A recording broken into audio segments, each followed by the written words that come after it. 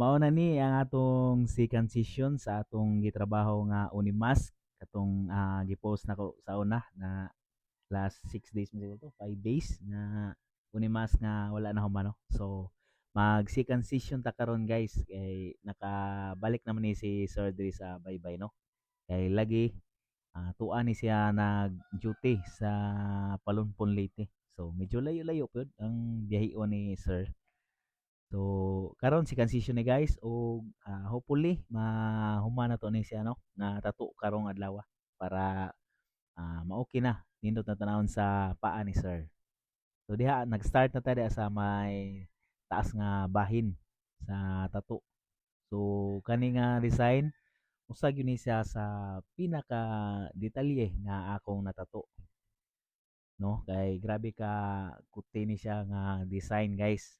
Sa makita ninyo grabe ni siya ka pino og detalye unya inig kahuman na ni makita gyud ninyo ang kanang final outcome ni nga grabe ka kuti. Samot na diha sa may agtang dapit nga part diha kay naa na siya corona da guys nya na murag gamay nga dragon ba na dapit sa center diha dapit. So padaw nga to sa halas grabe ka kuti ng iyang corona.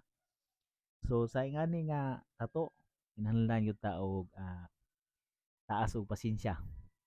Kay di basta-basta trabahoon ning iyaning tato guys.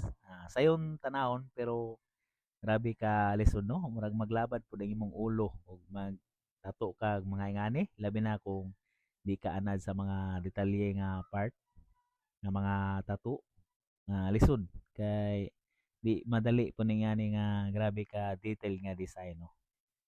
So diha nag-add na ta diha og background sa atong design para mas mo fit sa paa ni busing para mas nindot og bagay tanawon sa iyang paa. Ato lang nang gi-freehand ang atong gihimo nga background guys nga murag mga smoke para mas mubagay gyud sa paa ni busing no. Makita nato ang porma nga mosakto yun sa iyang paa. Diha guys, nag-highlight na ta. So, nakita na ninyo. Diya sa may taas nga part, sa may corona, nga to sa may ulo, sa halas. Grabe ka kuti. Yun na diha guys.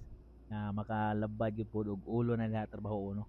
Di po di madali nimo kay grabe ka detail yun na kayo diha nga parte.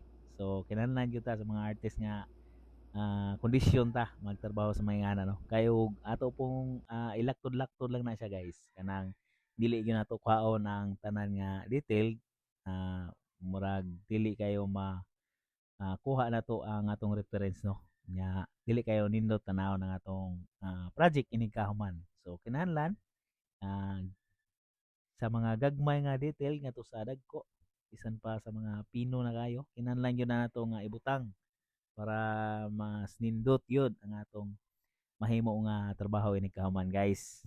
So diha sa makita ninyo nag-highlight sa ta diha kay usa gyud pud ni nga magpabuhi sa atong ah, project or sa atong trabaho nga tato kaning highlights kay need yun na siya guys para mas mulutaw ang atong design nga atong gitrabaho o mas maklaro gyud siya no ang detalye kung naay mga highlights sad.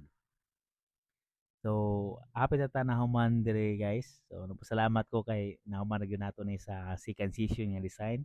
Kay lagi grabe mo ni siya kakuti no. Ug salamat sa kayo nimo sir no. Kay medyo layo pa yung biyaheo nimo perminti. Kay palon pa man ni si sir no og regular client po nato ni. So, thank you kayo sir sa kanunay nga pagsuporta diri sa Yungil Tato no. So, yun guys, sa mga ganahan magpatato, i-message lang ko ninyo sa akong Facebook account or akong Facebook page or sa akong Instagram at Yunel Tattoo. Pwede ra ko nyo i-message sa mga magpa-advance booking kung natin mga client diha nga napa sa layo nga gusto magpa-book samtang napa sila sa layo nga nagplano nga mo bakasyon dire sa ato.